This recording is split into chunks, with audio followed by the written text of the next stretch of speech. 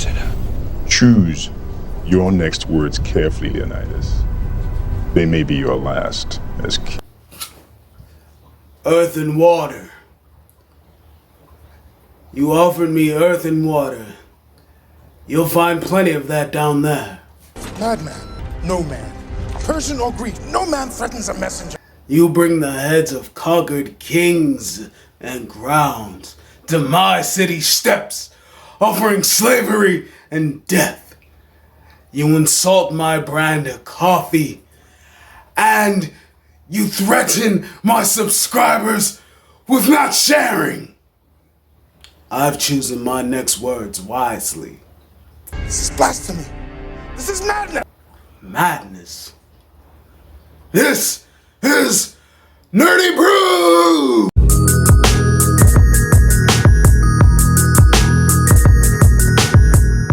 Welcome everybody, I'm RJ of the Nerdy Brew, and here on this channel we talk TV, movies, and everything in between, all while drinking a cup of coffee. Now if you like one of those things or all of those things, why don't you consider subscribing and hit that notification bell and becoming a fellow Brewster. So today, fellow Brewsters, we are reacting to 300 pitch meeting coming from ScreenRant.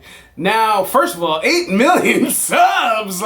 What are they doing in the world? They're doing the right thing, especially with the pitch meetings. If you ever get a chance to watch them, they're always funny. They're always a staple. I think that they are bringing good quality content in the nerd YouTube sphere for those who follow TV and movies. And they got a lot of fan stuff. And the dude who makes it, I like that his name is Ryan.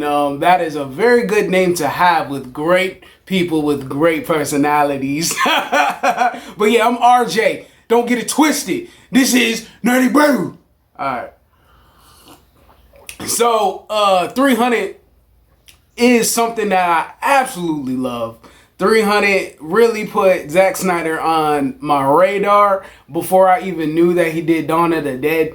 And 300 was a movie that I loved for years. It was actually one of my favorite movies. I mean, you always have your favorite. You know what? It was my favorite movies for years. Between The Matrix and after that was The Dark Knight Rises. And 300 was that movie. I just loved the visuals. I've never seen anything so beautiful like that before. The fact that it had the action, I felt like the acting was beyond capable, beyond serviceable. I did not feel like it was a crappy movie. I did not feel like that at all. And I absolutely felt like it was hitting on all cylinders and it wasn't a bad movie. And matter of fact, just to throw some info out there for y'all, 300 was my first movie solo date as a teenager movie that I went to. And that even made it more of a milestone in my life to make it a part of something that I truly enjoy. But we'll go into the pitch meeting and see what this dude is talking about. Thank you for spilling this time with me while I spill it with y'all. Sit back and have a sip of some coffee. So, you have a movie for me? Yes, sir, I do. It's gonna be about this Persian invasion and the 2,400 abs that stood up against it. What? Well, 300 Spartans, but they each have 8-pack abs, and those are kind of the focus here. Oh, okay, gotcha. At the beginning of the movie, pay attention to that. Guy that's inspecting a baby, right? Okay. And the narrator's gonna explain that these people, if they see a baby that's small, puny, sickly, or misshapen, they freaking... It's a wrap. Yeet! They out of there. Perfect way to introduce the bad guys. No, these are the heroes of the story. Oh my god. Yeah, so the Spartans just put their kids through crazy abuse. They make them fight each other, kill each other, survive in the wild. That's horrible. Yeah, actually, that makes them great. Okay, I'm not just great, but men! Hopefully. Well, see, these people are the strongest because they have the system where you die if you're not. And that's...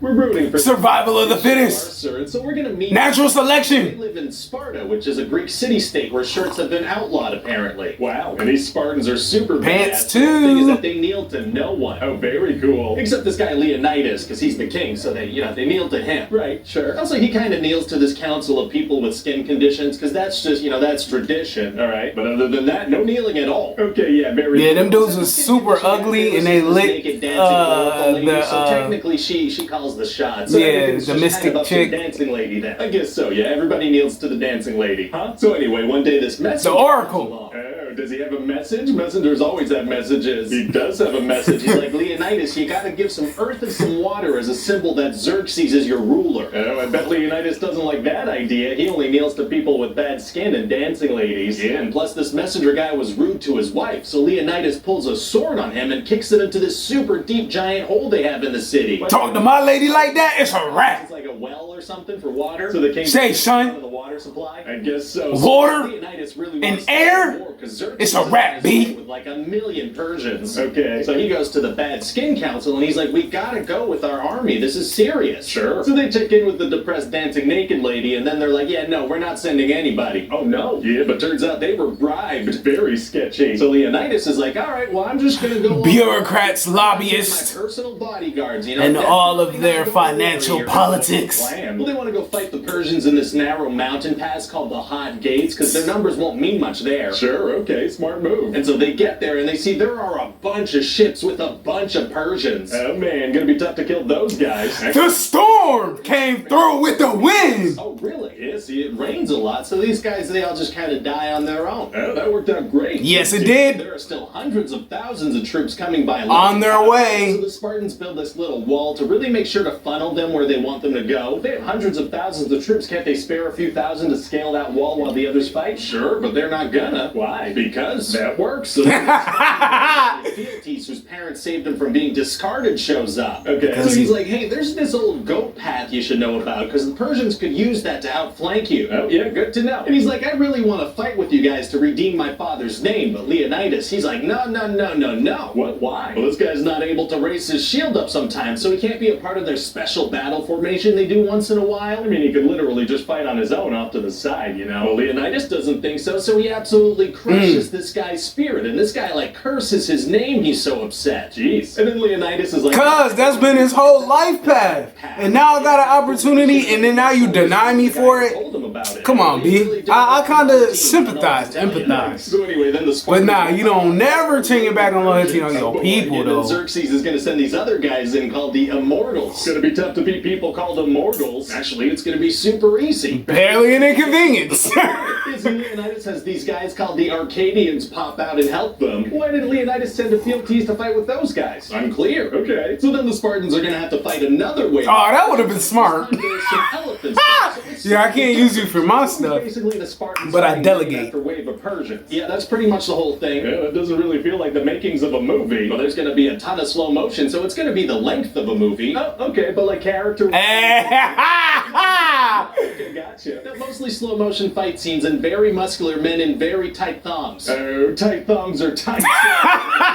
To see Xerxes, and it's very mysterious there. There's a goat playing some music. Yeah. Theotis tells him about the goat. Gotta show you some weird stuff. And I was like, oh, okay, so this world got a little bit of mysticism. It's not just natural.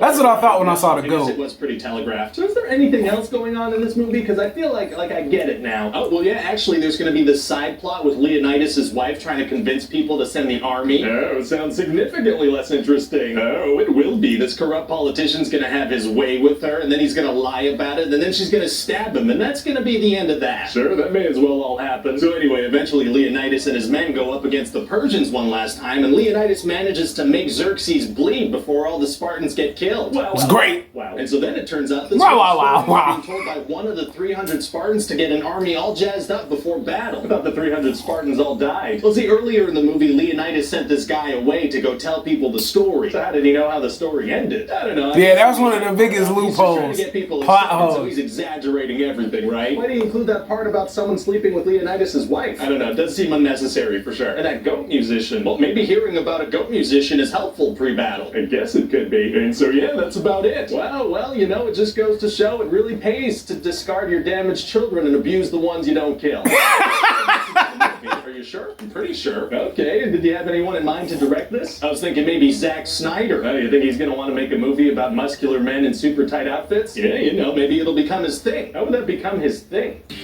Yeah, it would be very much a broski's thing. Hi, Ryan here. Thanks for watching that pitch meeting. Hope you liked it. I did. You know what? I did it to myself of putting this on. cause I love 300 and it showed up on my subscriptions, and I was like, yo, let me take a look. Let me share this info with the fellow Brewsters.